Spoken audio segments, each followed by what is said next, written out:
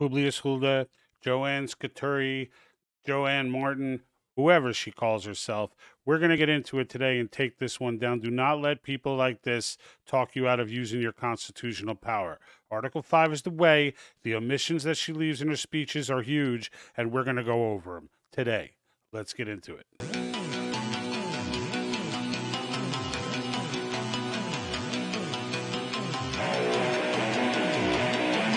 Doesn't anyone notice this? I feel like I'm taking crazy pills! I don't want you to write. I don't want you to write to your congressman because I wouldn't know what to tell you to write. I don't know what to do about the depression and the inflation and the Russians and the crime in the streets. All I know is that first, you've got to get mad. Has the whole world gone crazy?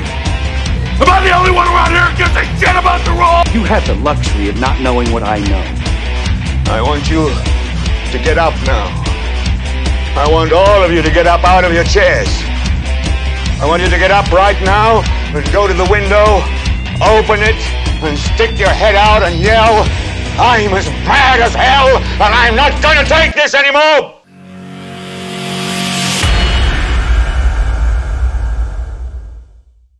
So this is the latest episode of our Runaway Convention series, the Debunking the Runaway Convention Myths, and we're going to talk about Publius Huldah today.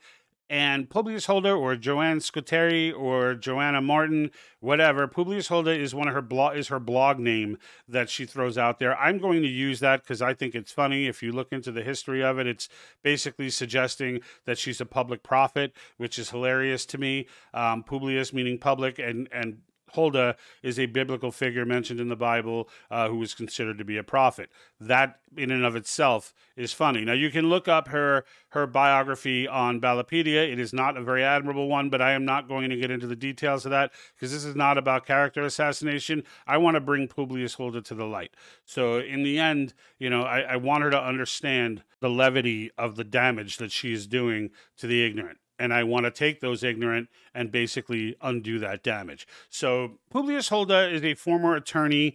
She was, this was back, she passed the bar somewhere in the 70s, let all that go in 89. So she's been just running around. It's funny, in Ballotpedia under her profile, it says her political position is not Republican, Democrat, Libertarian, anything like even Marxist. It's just adamant about opposing convention of states. So for whatever reason, this woman got fired up about convention of states. Somebody pumped some nonsense into her head, and now she just feels obligated to travel the country regurgitating it. But I want to get into some of the arguments she makes, one of which, the first one we're going to get into, is going to be the versions of Constitution that she discusses. But before we do that, I want to make sure, please do me a favor, click the like button, leave a comment, share the video, those types of actions. You know, hopefully you could do all of them, but if you could do any of them, it would benefit us. We have a hard time with distribution, as you can imagine a channel like this would, and in the end, we're trying to get this information out, and we're trying to educate the American public, so this will help us get distributed organically, which is something that greatly helps us. Also on YouTube, we're about, as of the time of this video, 40 subscriptions away from the 1,000 target that we were looking to hit. So, you know, anyone who can, if you're watching this on YouTube, please click that subscribe button, smash that bell, and you'll get alerts next time there's an update in Convention of States or next time we put up some good informational material. All right, so let's get into this. So here's her first rant. She does this recently in an Ohio debate. This was only a week ago or so, and she basically shows up. The stuff she says here, she says in all of her speeches, but this is her going through all the different constitutions that we're going to get if we go ahead and pass a convention of states. An Article 5 convention has always been about getting a new constitution. If we have another convention, nothing can stop the delegates from proposing a third constitution with its own new mode of ratification. This proposed constitution for the new states of America abolishes the states, converts them into regional governments answerable to the new national government. The states do not vote on this proposed constitution.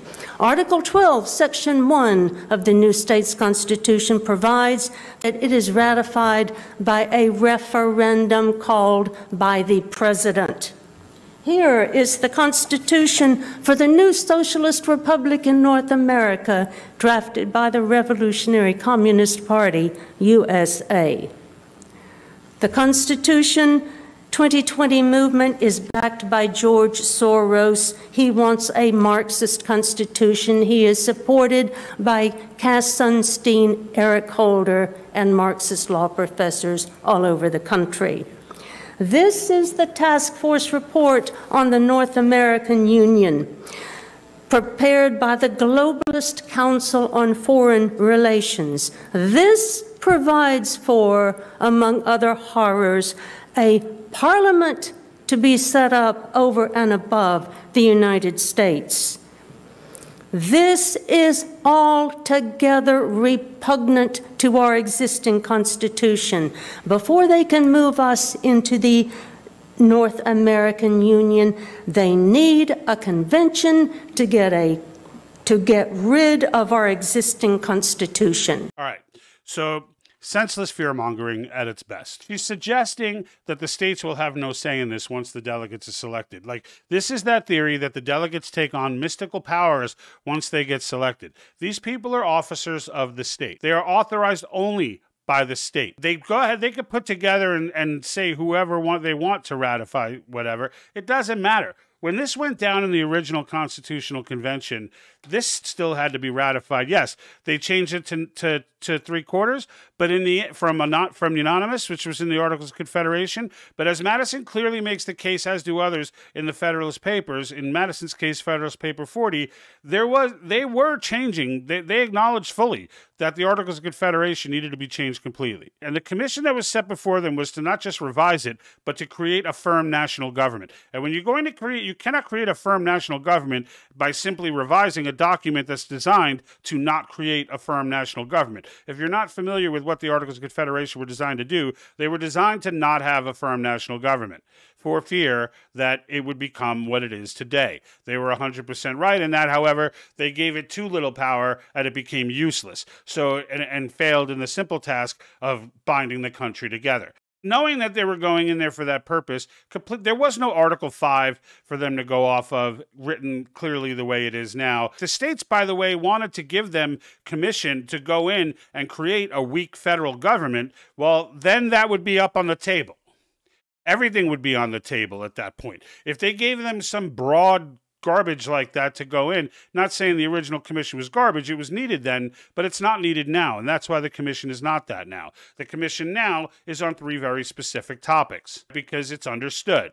Now, just imagine them coming back, though, or better yet, according to Publius Huldah, they're not even coming back. This is like, this is like saying, I mean, she's holding up all these constitutions just because people are out there writing the wish lists of what they'd like to see, and the Marxist wish list has the globalist movement in it, doesn't mean that 34 states are going to agree to open a convention for it, and most certainly doesn't mean that 38 states are going to ratify it. And it certainly doesn't mean as well that they could just write in, oh, well, by the way, we're not asking for 38 states to ratify. We're going to ratify this without them. Good luck getting 50 states to follow anything you do after that point. It's just so absurd that it just baffles me that a grown human being, an adult, would believe this nonsense. It just bugs me out. So McDonald's has a new constitution. Ronald McDonald is now Supreme Emperor, and the Hamburglar is in charge of the DOJ. Don't take burgers, rubble. Which is probably a better choice than what we have now, but I digress. In the end, this ain't going to happen. It's fear-mongering, and there's clear paths to stop anything like this from happening, the biggest of which is the one that she ends up promoting the most, which is nullification, which is the last-ditch effort when all else fails. All has not failed because we have not done everything. That's what this is about. But she's misleading you, and it's wrong. And it's scary, I get it, but it's wrong. And it's important to understand that. But then she goes on to, here's something she said that was actually true, where she says, the powers that the government has are clearly listed in the Constitution as enumerated powers. COS says we must amend the Constitution because people in Washington don't understand it. Rubbish. Our Constitution. For the record, Nobody in COS is calling for amending the Constitution because people don't understand it. She totally made that up. She totally made that up. Is it true that a lot of people don't understand it? Sure. That's why making that up sounds believable. But that's not what the position is. The position is that the government is structurally broken right now. Whether they understand the Constitution or not doesn't matter. The reality of the matter is they couldn't change it if they wanted to. All right, let's move on. Is so simple. Alexander Hamilton said, "The people are the natural guardians of the Constitution. If it's on the list, the feds may do it. But if it's not on the list, they can't lawfully do it."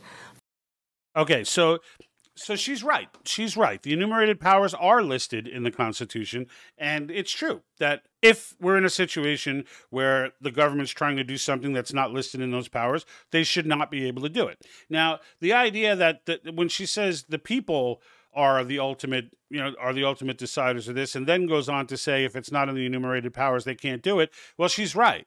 And so if we end up in a situation like now, where we've got a century of Supreme Court decisions that have opened this thing wide open for the government to slip in little by little, in some cases chunks, but in most cases little by little, new authority to keep moving in. If that happens, she's right. The founders were right. It is the people who will take care of this, and that will be through Article 5. That is what they put in the Constitution for us to use. When the Supreme Court repeatedly denied income tax because it still to this day is unconstitutional technically, based on the original Constitution. So what did the states do? Progressives got enough people, they got together, and they amended the Constitution to add in income tax so that they can now wealth share, right? That was done through constitutional amendment. That's the only way that you can get around bad court decisions. That's it. That or deal with nullification on everything that's gone wrong in the last century. Just say I'm not doing it all at once and see how that pans out, rather than use an organized method to go ahead and fix this problem. But this is where she's coming from. Nullification is her solution. It's the same thing with the John Birch Society. They refer to the Declaration of Independence like it's a governing document. It's not a governing document. It's an important document. It's a very historical and well-written document. It's an incredibly significant document. But it's not a governing document. There's nothing in the Declaration of Independence that tells us specifically what we can and can't do, with the exception of that one general phrase that if the government should usurp its power, it's our duty to fight back and get rid of that government. It's a general statement saying, look, this is by the people for the people. If they start screwing the people have the right and duty to fight back. Sure they do. And you know what? We're going to give you Article 5 to do that. And just to make that point of how they did not want. Look, Madison notes from Colonel Mason, all right?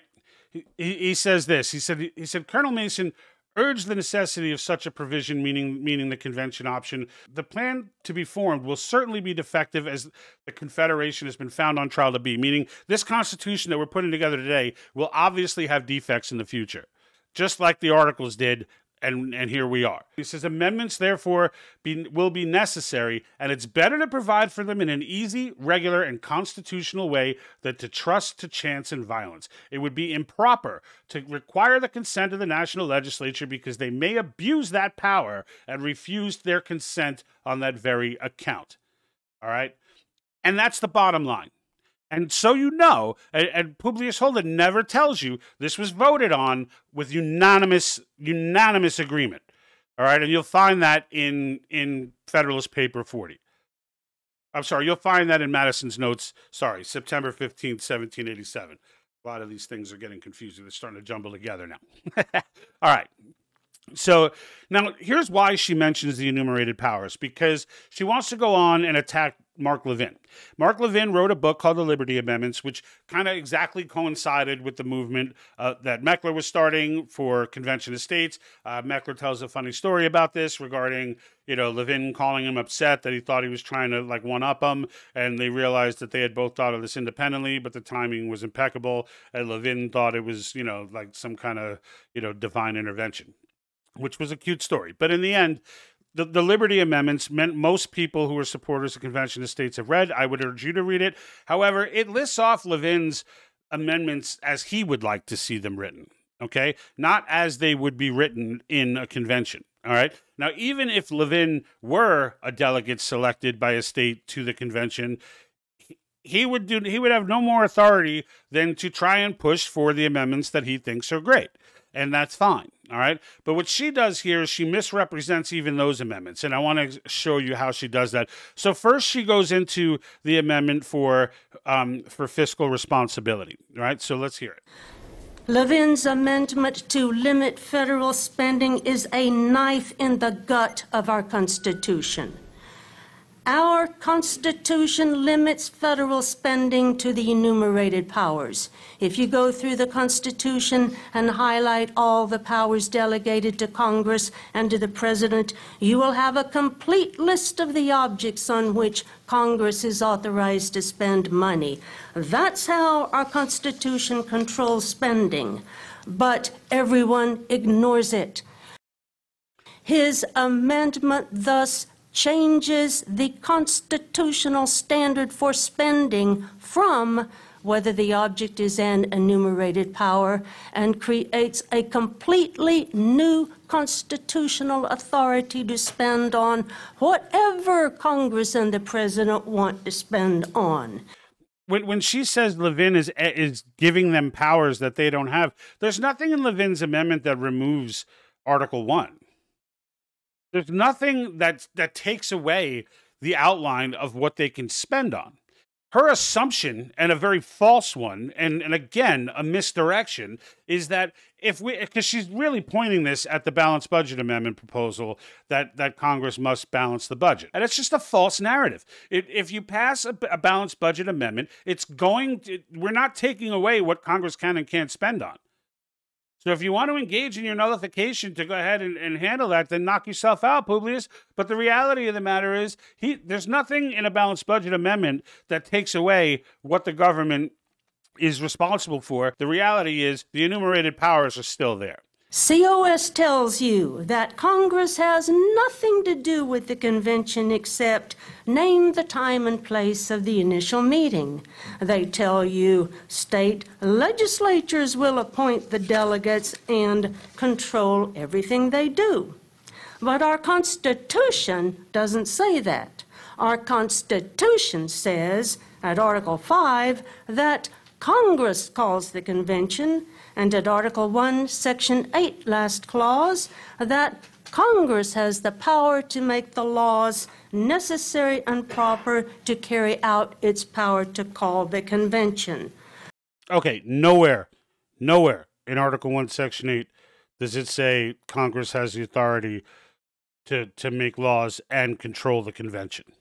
Okay, this and control the convention, she completely made that up. So it's very important to understand that, because calling a convention, okay, you're not legislating. Amending the Constitution, yes, they become rules, but it's not legislature. All right, this is not at all covered in, and there would be no purpose in writing Article 5 if that were the case. Congress already has the ability to propose amendments. So the idea that you would need a second way for Congress to be able to propose amendments is just redundant and ridiculous. All right, but the idea that Article 1, Section 8 clearly states that they have the authority to rule over a convention is just simply incorrect. Go read it. It's not what it says. Yeah, Congress has the power to make laws, to cover the jurisdictions and the enumerated powers that they currently have that are listed also in Article 1. That makes sense. What doesn't make sense is her add-in saying, and it gets to usurp Article 5 of this Constitution. That's not what it says, nor does it even make logistical sense when you put it into perspective. Now, as far as Congress calling the convention, yeah, Congress, let me explain to you what it says, okay? Article 5 says, the Congress, whenever 2/3 of both houses shall deem it necessary, shall propose amendments to this Constitution, or on the application of legislatures of 2/3 of the several states, shall call a convention for proposing amendments. Okay? They shall call it. So what the article is clearly saying, and I hate it when people try to parse founders' words, especially when they're written in the Constitution, because honestly, they're like the clearest things ever written. Right? The right to bear arms shall not be infringed. Go play with that. They've been trying to play with that for how long, and they've gotten nowhere. The best they could do is lessen the amount of bullets in a cartridge, and not even every state does that. But because once that's about to get shot down too. So that already got shot down in San Diego. The appeal got shot down in the Ninth Circuit, and it's going to get shot down on its last appeal. So soon you'll be able to have as big a clips as you want. But in the end, that's not even the point. The point is, once 2/3 of the states, propose their applications or fulfill their applications and submit them to Congress, Congress shall call the convention. That's it for Congress, okay? The only other power they have, and I'll read it to you here, okay? I'll finish reading it so we're not taking it out of context, which in either case, so shall call a convention for proposing amendments, which in either case shall be valid to all intents and purposes as part of this Constitution when ratified by legislatures of 3/4 of the several states, or by conventions in 3/4 thereof, as the one or the other mode of ratification may be proposed by the Congress. So Congress can decide whether the states do it in convention or whether they do it in state legislature. What they cannot do is decide anything else regarding the ratification of the amendments that are proposed. The entire purpose of this article, all right, of the second statute in this article, is that they understood, and we have the documentation of them debating this, and they agreed to this unanimously. Okay, so any quote out of context they try to use with but Madison felt this way and Hamilton felt that way, and like they all voted for this. Just keep that in mind. All right, so that she doesn't like to bring that up very often, but they all voted for this. All right, so and that's that. They all voted for it. Period. Done. All right, done. They were all in agreement, unanimously in agreement. No debate. All right. Once this went to the floor, yeah, they had debate prior. Once it went to the floor, poof, 100% of the freaking people in the convention voted for it. All right. So don't let them parse the debate and make it sound like that's like when it ended. That's where it still was, because it wasn't. All right. It wasn't.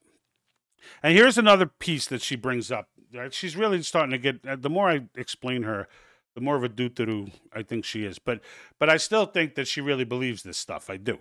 So there's a part of me that wants to bring her to the light as well.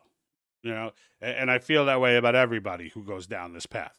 All right. But here's one where she again tries to make the assertion that Congress has the authority to step in and have some involvement with delegates. She's making this stuff up, and it's crazy. This is getting into the realm of crazy talk. So, the April 2014 report of the Congressional Research Service shows that Congress recognizes that it has exclusive authority to set up to call the convention. Hold on, what was that? What was that organization? So, the April 2014 report of the Congressional Research Service shows that Congress recognizes that it has... The Congressional Research Service? Okay, the Congressional Research Service is kind of like the Congressional Budget Office. It's a meaningless organization, and they certainly do not set precedent and do not have any meaning whatsoever. She cites them, though, because she knows that you don't know that. And she knows that you're going to think, well, this was an official organization that is saying that, and mind you, so far she's only stated the obvious, but this is an official organization that says Congress can control that. Oh my God, this is scary. exclusive authority to to call the convention. The report shows that in Congress's preparations for conventions in the past, Congress has shown that it will determine, among other things, the number and selection process for delegates. Okay, so she made up the 4 delegates part, okay? When they're saying the selection process, that's true. Okay, that's true.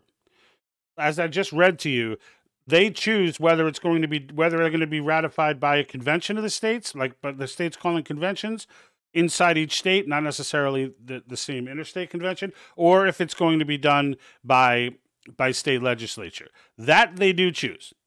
But it doesn't matter, because if they choose by convention, who picks the convention? The state legislature. So in the end, that's not even a significant piece of the article. But again, she adds in and select delegates.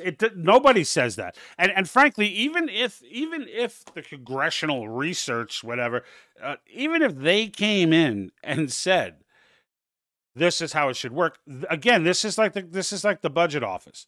Like, they're meaningless. They're there to like. They play party sides.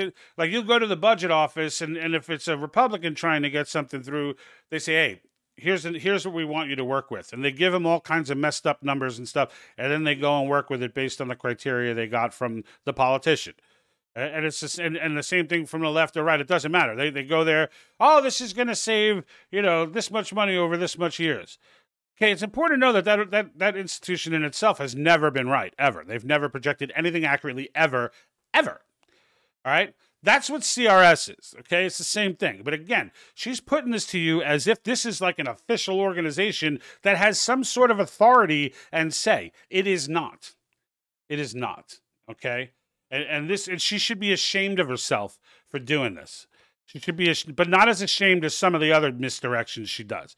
So, right here, so she's gonna be in direct conflict with the other doo-doo-doos that are fighting against convention of states, and that's the John Birch Society. We just did the video showing you their misdirection with the Anton Scalia comments. Now the John Birch Society, as we showed you in that video, were dead set on calling this a constitutional convention. They think that's their angle. If we call this a constitutional convention, then, we can lie and misrepresent the original convention, and then pretend that the whole thing was just a sham and that it's going to happen again. And then COS is calling it a convention for proposing amendments, which is what the Constitution calls it, and the John Birch Society acknowledges that that's what the Constitution calls it, which was even the best part of that whole video, I think. She's going to play with the words even further and say the original convention was a convention for amending the Constitution, and then she's going to leave out some more clear facts from founding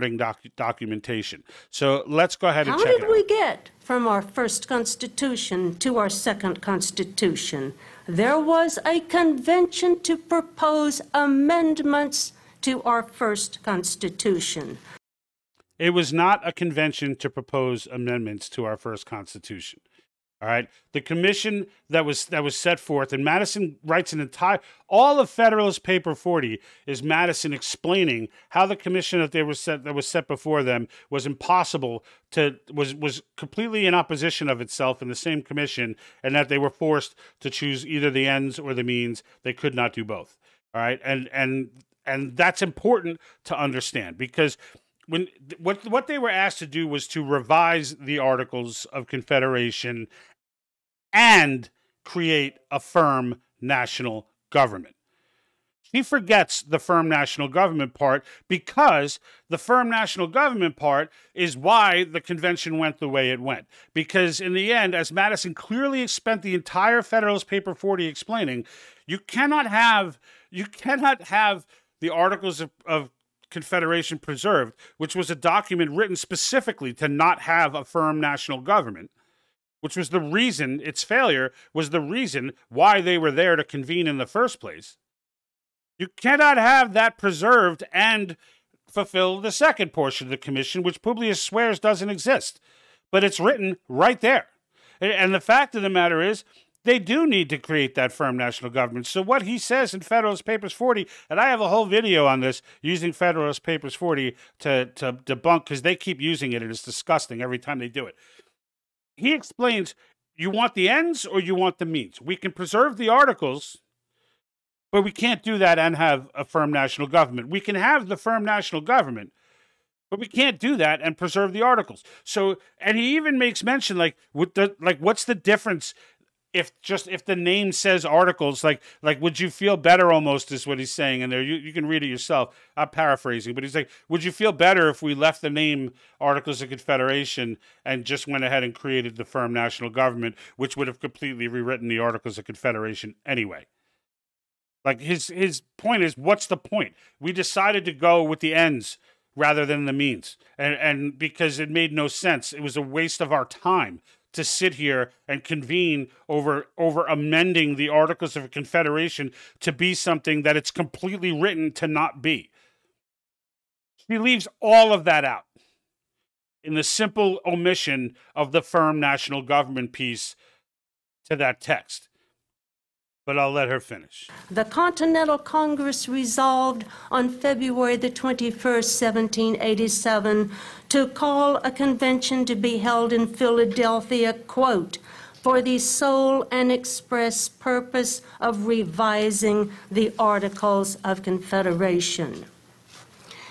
But the delegates ignored this limitation, and they ignored the instructions from their states, and they wrote our second Constitution. So here's the argument that the original Constitutional Convention was a runaway and it was a hot mess. And I just explained to you some of it. I encourage you to read Federalist Paper 4. I encourage you to read all the Federalist Papers.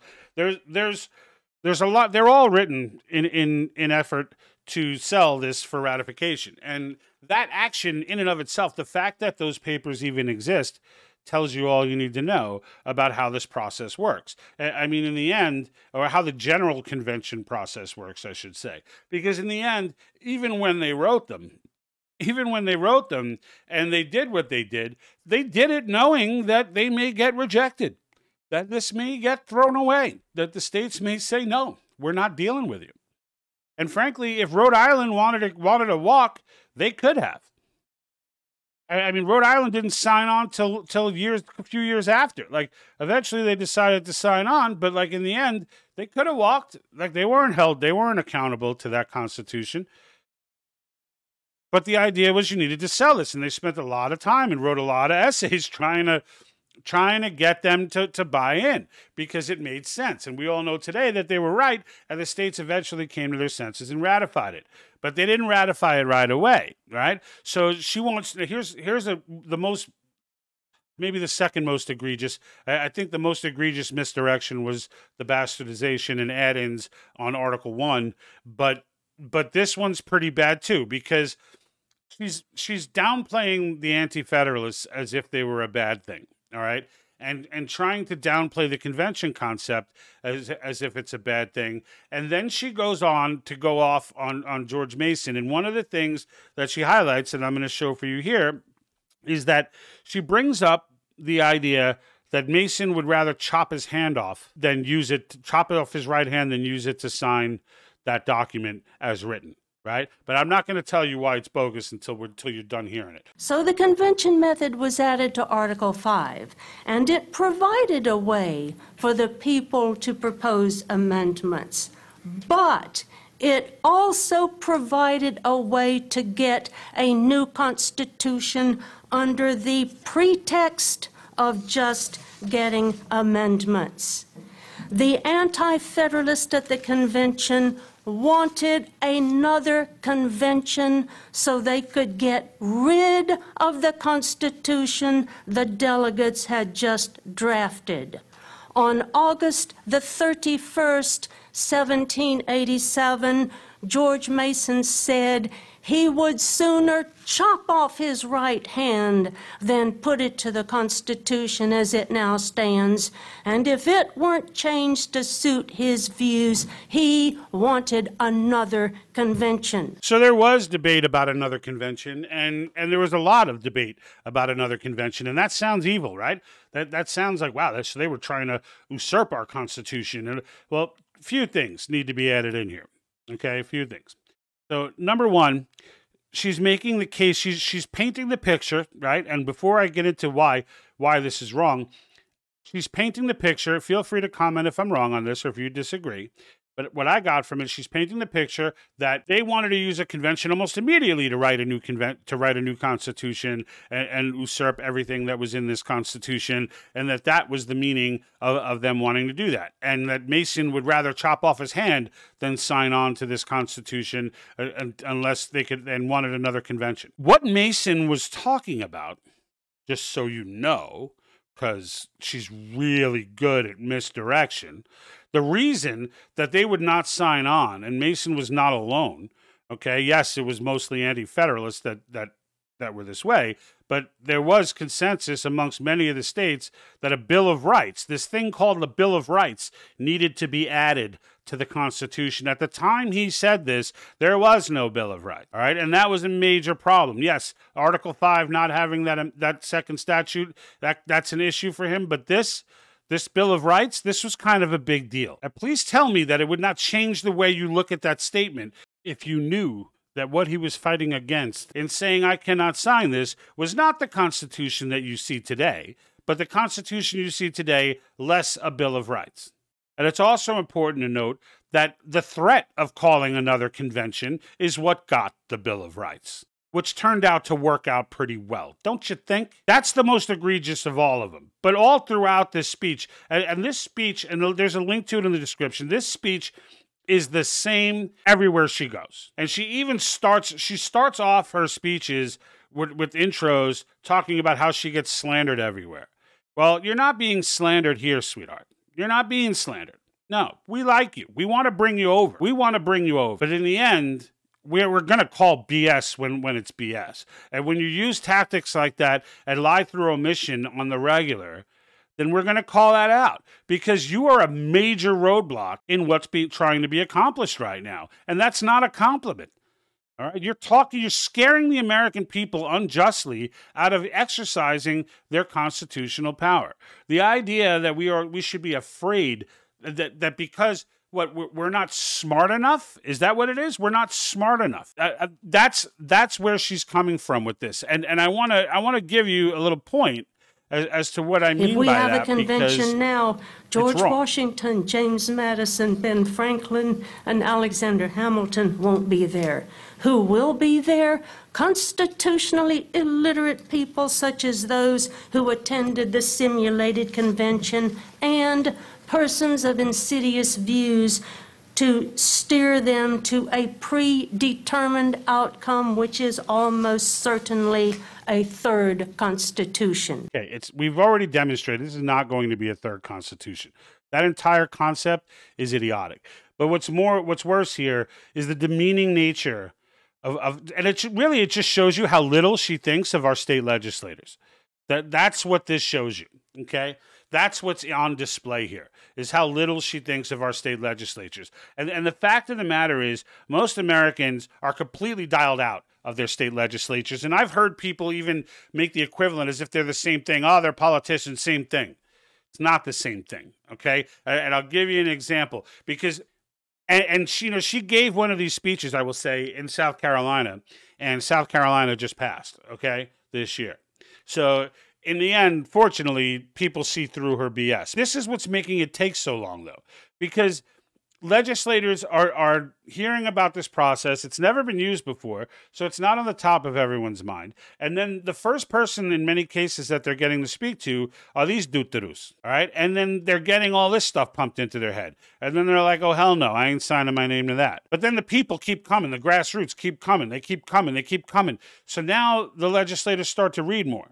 And now they start to learn more historical context. Those same legislators that were against it before are not now. And a good example of that, here's two legislators, in particular, I believe they were in South Carolina, who just passed, who tell you, like we were against it, but now we're not.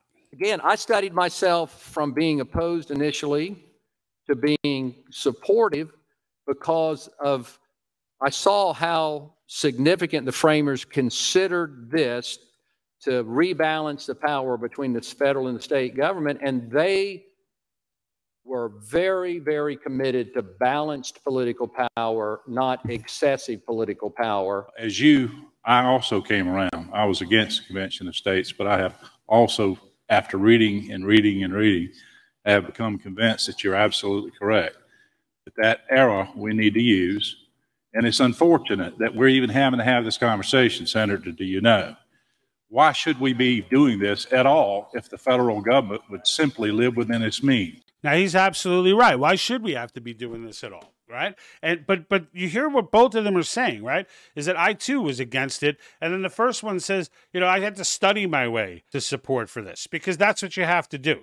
Look, there's been so much miseducation on the Constitution that's gone on in the last 40 to 50 years that I get it. I totally understand why you may not know these things because I didn't know these things either. And I don't look down on anyone and say, oh, you should know more about the Constitution. Yeah, I think you should know more, but I'm not mad at you for not knowing it now. I will say that you should be held accountable if you're watching this, if you have the eyeballs to watch this and still blow it off. Because people's interpretations of it, you know, look, this lady could come to you and she could throw credentials at you and be like, well, I was a defense criminal attorney and I was, you know, and I graduated from this school and that school and I did this and that. And still she's dead freaking wrong.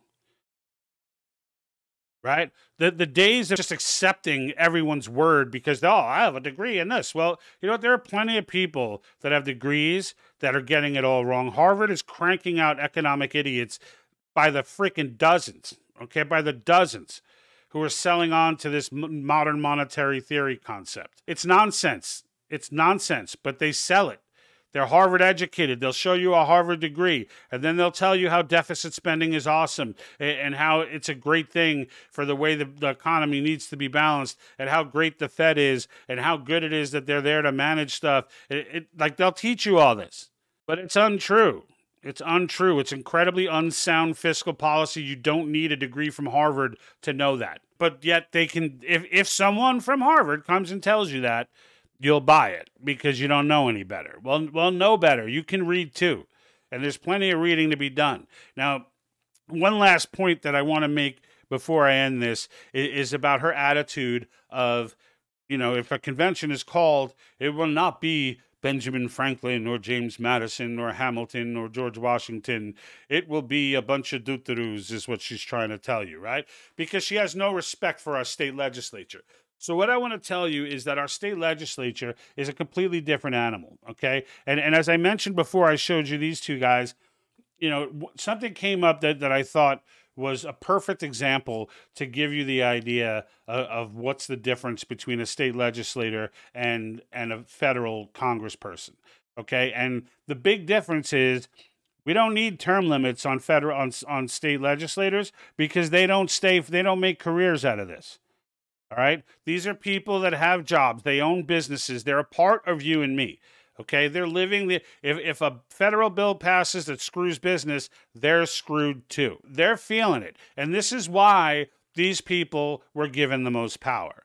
All right? And they're accessible. I did the interview with Michael Arnold from Massachusetts, the state director of Massachusetts for COS, and asked him, like, hey, you know, how easy is it to contact these legislators? He's like, I have his cell phone. He's like, I can call him whenever I want. He answers. Like this is that never happens on the federal level, okay? Which is why state senators were supposed to be beholden to the states as well, but they're not. Okay, once they're elected, they're a part of the machine, and that was not an accident. It was not an accident, and it was not in your best interest. You can bet your life on that. And anyone who at the time wanted to argue it was. Now they know better. But here's the example that I want to pull out. Listen to this exchange in Ohio recently, a few weeks ago, with Mark Meckler and the state legislatures there, when he tries to suggest that he's a politician for a living, and it was an honest mistake. But here, you do politics for a living, and politics are. I'm a farmer. I'm a farmer. How about not for a living? I'm a statesman. Senator Craig and I are statesmen. I appreciate that. You are actually. I see that a lot in state legislators. So he says, you know, I see that a lot in state legislators, and he's right. Okay, he's right. He does see that a lot in state legislators, and if you didn't catch what the legislator said. when Meckler said, "You do politics for a living," he quickly jumped in and said, "I am a farmer." Okay, so he's not, you know, these are the people, right? These are we the people. These are the people who are making these calls. These are the people who will be selecting your delegates. These are the people who will be setting the commissions. These are the people who are passing the resolutions. And the delegates, when they come back with their proposals, these are the people who will be ratifying those proposals. All right? So don't go looking for some corrupt state legislator somewhere. We're all human. Okay, I'm not saying no state legislator has ever been corrupt in their life. What I'm saying is this is not a lifestyle for them. This is statesmanship. This is what it's designed to be. This is service. All right, these are the people that we're trusting. Okay, these are the people where you can go to their office, you can shake their hand, you can write them a letter, you can call them. Okay, these are the people, and these are the people that we have to count on.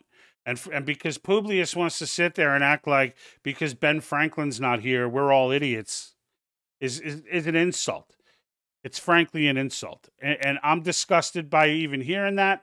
And it bothers me greatly to hear that. And in the end, you know, I'm sure she didn't mean it the way that it came off, but that's how I took it. Okay? And I took it that way because that's the way she said it. That these people are going to be constitutional idiots, basically. Well, they were smart enough to read through your nonsense. So you know what? I'll go with them. I'll go with them. We may not get every amendment that I want, and we certainly won't. I'm sure there will be some that will be left off, you know, but now, like what Antonin Scalia said, and this was important. I thought this was great to hear him say this, was that he'd just like to see this go through once. He doesn't even care what the topic is. This amendment process which bypasses the Congress.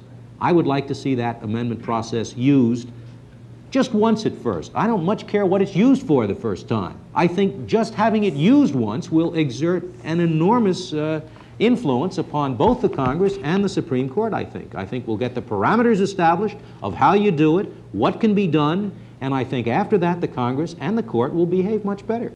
He doesn't even care. Because he wants to see it go through once, because he wants the procedural nonsense of the argument to be done with, to be handled. And that may be the biggest part of the accomplishment here when we get past the Publius Huldahs and these types of people, okay, is that in the end, okay, we need to establish this process, all right, so there's no more debate. I don't think there's a lot of debate now, but there are still people like Publius out there scaring the bejesus out of people, and we need to stop that. So in the end, let's get it through. Let's get it through. Let's run the process. Right now, folks, we have nothing to lose. Let's face it. It's this or nullification. It ain't going back to the way it was. The freaks are in charge, okay? The machine is broken. We're either going to fix it or we're going to throw it out. Convention of States is saying fix it. So let's fix it, because there's no need to throw it out. All right. I hope you enjoyed this video. Stick with us live tomorrow. We're going to be going ahead and covering this conversation with your responses. That's Wednesday, June 15th, 5:30 p.m. So if you're seeing this before then, make sure you get on, follow the channel, subscribe to the YouTube channel, click the bell. You'll get an alert when we go on. I'm not putting out the event notices anymore because there have been issues with Facebook's connection and it's causing us to have to redo it. So we're just going to jump on at 5:30. So 5:30 every Wednesday, we're going to have discussions open with you, comments highlighted on the screen, and have that conversation. We look forward to talking to you. I'm out. And like that, he's gone. Hey, you made it to the end. Thanks for watching. You can check out this video right here so you can get a look at what we were talking about during the video with the John Birch Society and Justice Scalia. Until then, make sure you subscribe, click the bell, click the like. We'll see you.